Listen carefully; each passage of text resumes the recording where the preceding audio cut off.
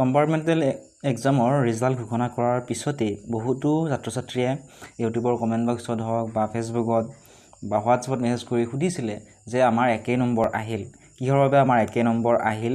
তো ইয়াৰ বিষয়ে পুষ্পেন্দু ডাঙৰীয়াই এটা পোষ্টৰ যোগে জনাইছে, ফেচবুক পোষ্টৰ যোগে, যে অসমীয়া প্ৰতিদিন বাতৰি কাকতত প্ৰকাশিত এক প্ৰতিবেদনত উল্লেখ কৰা হৈছে যে একাংশ পৰীক্ষাৰ্থীৰ হাইস্কুল শিক্ষান্ত পৰীক্ষাৰ কম্পাৰ্টমেণ্টেল পৰীক্ষাৰ মাৰ্কশ্বিটত মূল পৰীক্ষাৰ নম্বৰেই প্ৰকাশিত হৈছে।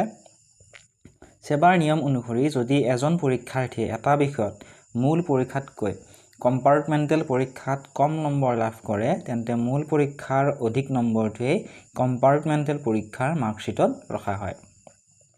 কম্পাৰ্টমেণ্টেল পৰীক্ষাৰ মাৰ্কশ্বিটত যদি কম্পাৰ্টমেণ্টেল পৰীক্ষাৰ নম্বৰ সন্নিৱিষ্ট হয় তেন্তে বিষয়ৰ নামৰ কাষত এটা চি চিহ্ন দিয়া হয়।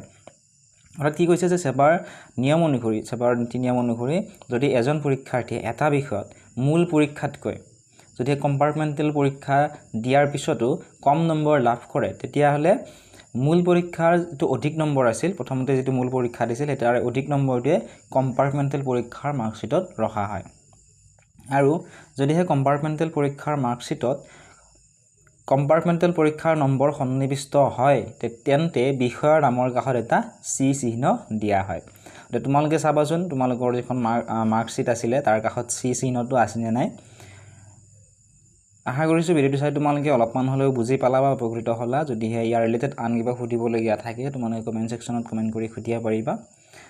চেনেলটো যদি ছাবস্ক্ৰাইব কৰা নাই ছাবস্ক্ৰাইব কৰি দিবা।